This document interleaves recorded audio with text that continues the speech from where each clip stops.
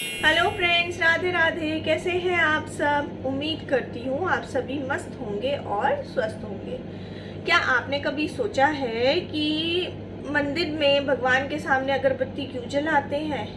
क्यों भगवान के आगे अगरबत्ती जलाई जाती है? क्या ये सिर्फ भगवान को खुश करने की परंपरा है या फिर इसके पीछे कोई एक ऐसा आध्यात्मिक रहस्य जुड़ा है जिसे हमारे पूर्वज हजारों वर्षों से जानते थे? और सबसे खास सवाल ये है कि अगर भगवान को अगरबत्ती की ज़रूरत नहीं है तो फिर पूजा में इसे जलाने की शुरुआत आखिर कैसे हुई और क्यों हुई?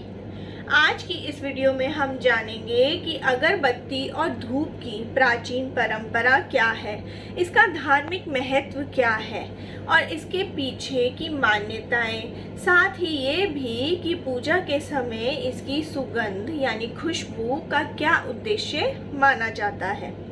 इसलिए वीडियो को लास्ट तक ज़रूर देखिएगा, क्योंकि आखिर में हम जानेंगे कि अगरबत्ती जलाने का सही तरीका क्या माना जाता है। तो सबसे पहले हम बात करते हैं कि पूजा में अगरबत्ती का क्या मतलब होता है। जब हम भगवान की पूजा करते हैं तो आमतौर पर दीपक, फूल, जल, नैवेद्य यानी मिठाई और धूप अगरबत्ती अर्पित करते हैं। हिंदू पूजा के अनुसार धूप और सुगंध द्रव्यों का प्रयोग बहुत पुरानी परंपरा है। आज हम जिस चीज़ को सामान्य रूप से अगरबत्ती कहते हैं उसका उद्देश्य केवल कमरे में खुशबू फैलाना नहीं माना जाता। पूजा में सुगंध को वातावरण को पवित्र और मन को पूजा के लिए तैयार करने से जोड़ा गया है। यानी अगरबत्ती जलाना एक तरह से ये संकेत भी देता है कि अब सांसारिक कार्यों को छोड़कर, डेली रूटीन के कामों को छोड़कर थोड़ी देर के लिए अपना मन भगवान की ओर लगाइए। अब आप ये भी सोचते होंगे कभी कभी कि धूप और अगरबत्ती का जो धुआं होता है वो ऊपर की तरफ क्यों जाता है? अब यहाँ पर एक बहुत सुंदर आध्यात्मिक प्रतीक छिपा हुआ है, और वो क्या है? जब अगरबत्ती जलती है तो उसकी सुगंध चारों तरफ फैलती है और धुआं ऊपर की ओर जाता दिखाई देता है। इसी कारण इसे कई धार्मिक परंपराओं में प्रार्थना और भावनाओं के ऊपर उठने का प्रतीक माना जाता है। हम भगवान के सामने खड़े होकर अपनी प्रार्थना करते हैं। अगरबत्ती का ऊपर उठता धुआं हमें प्रतीकात्मक रूप से याद दिलाता है कि हमारे विचार भी ऊंचे होने चाहिए, हमारी भावना भी शुद्ध होनी चाहिए और हमारा मन भी भगवान की ओर उठना चाहिए। इसलिए अगरबत्ती जलाई जाती है। क्या शास्त्रों में भी अगरबत्ती का उल्लेख है? अब आप ये जानना चाहते हैं तो सुनिए। यहाँ एक महत्वपूर्ण बात को समझना बहुत ज़रूरी है। आज बाजार में मिलने वाली पतली अगरबत्ती को सीधे सीधे प्राचीन वैदिक पूजा की वही वस्तु मानना सही नहीं होगा। प्राचीन भारतीय पूजा परंपराओं में धूप, सुगंधित पदार्थ, वनस्पतियों आदि का प्रयोग मिलता है। समय के साथ इन सुगंधित पदार्थों को जलाने की अलग अलग विधियां विकसित हुई हैं और आधुनिक समय में अगरबत्ती पूजा का सामान्य हिस्सा बन गई है। इसलिए अगर कोई आपसे ये कहे कि भगवान ने सबसे पहले अगरबत्ती जलाने का आदेश दिया था और इसकी यही एक कहानी है, तो ऐसी बात को निश्चित शास्त्रीय तथ्य मानने से पहले उसका स्रोत ज़रूर देखना चाहिए। अब बात करते हैं कि पूजा में सुगंध का यानी खुशबू का क्या महत्व होता है।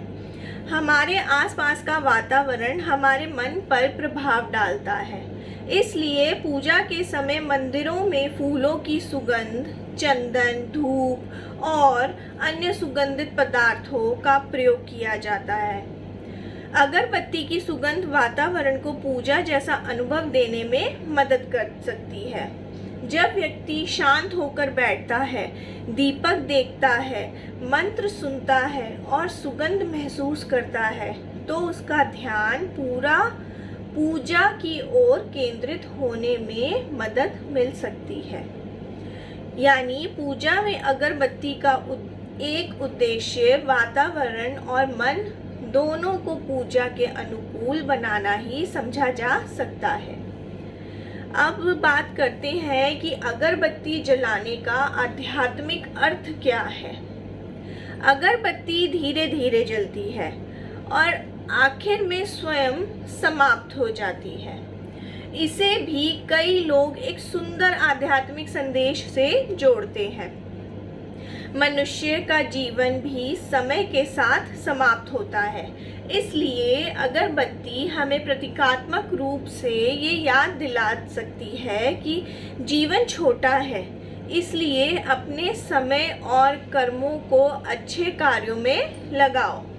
जिस तरह अगरबत्ती खुद जलकर वातावरण में सुगंध फैलाती है, उसी तरह मनुष्य को भी अपने अच्छे कर्मों से दूसरों के जीवन में सकारात्मकता फैलानी चाहिए।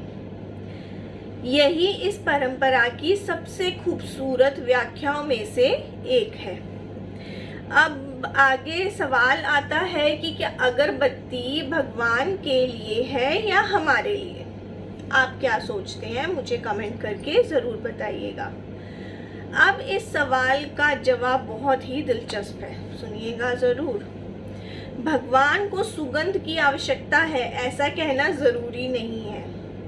पूजा की वस्तुएं वास्तव में भक्त की श्रद्धा और समर्पण को व्यक्त करने का माध्यम मानी जाती है। फूल जब हम अर्पित करते हैं, दीपक जलाते हैं, जल चढ़ाते हैं, धूप या अगरबत्ती जलाते हैं, इन सब के माध्यम से भक्त अपने मन में ये भावना रखता है कि हे भगवान, मैं अपने जीवन की अच्छी चीज़ें और अपनी श्रद्धा आपके चरणों में अर्पित करता हूँ या करती हूँ। इसलिए अगरबत्ती को केवल भगवान को खुश करने की वस्तु समझने की बजाय इसे भक्ति का प्रतीक समझना ज़्यादा सार्थक होगा। क्या है? अगर आप पूजा में अगरबत्ती जलाते हैं तो सामान्य रूप से कुछ बातों का ध्यान रख सकते हैं। पहली बात, अगरबत्ती को सुरक्षित स्थान पर रखें। दूसरी बात, अगरबत्ती उसे ऐसी जगह पर ना रखें जहां कपड़ा, कोई पर्दा या कोई जलने वाली वस्तु पास हो। और तीसरी बात, पूजा के बाद उसे पूरी तरह बुझने दें और राख को सुरक्षित तरीके से साफ करें। और सबसे ज़रूरी बात यह है कि अगरबत्ती की संख्या से ज़्यादा महत्वपूर्ण आपकी श्रद्धा है। एक अगरबत्ती श्रद्धा से जलाई गई हो तो उसका भाव बहुत महत्वपूर्ण होता है। तो अगली बार जब आप भगवान के सामने अगरबत्ती जलाएं तो सिर्फ उसकी खुशबू महसूस मत कीजिएगा, उससे मिलने वाले संदेश को भी याद रखिएगा। अपने विचारों को ऊंचा रखो, उसकी फैलती हुई सुगंध आपको याद दिलाए अपने कर्मों से दूसरों के जीवन में अच्छाई फैलाओ। और उसका धीरे धीरे समाप्त होना आपको याद दिलाएगा कि जीवन सीमित है, इसलिए अच्छे कर्म में इसे लगाओ। शायद यही इस परंपरा की सबसे खूबसूरत बात है। भगवान के सामने अगरबत्ती जलाना सिर्फ एक रस्म नहीं है, बल्कि अपने मन को भगवान की ओर मोड़ने का एक सुंदर माध्यम भी हो सकता है। अगर आपको ये जानकारी अच्छी लगी हो तो इस वीडियो को लाइक कीजिएगा, अपने फैमिली और फ्रेंड्स के साथ इसे शेयर कीजिएगा और मुझे कमेंट करके बताइएगा कि आप लोग अपने घर में मंदिर में अगरबत्ती कैसे जलाते हैं। जलाते हैं या नहीं जलाते हैं, और अगर अभी तक चैनल को सब्सक्राइब नहीं किया है तो उसे सब्सक्राइब कीजिएगा। और ऐसी ही धार्मिक प्राचीन परंपराओं के लिए हमारी वीडियोस देखते रहिएगा।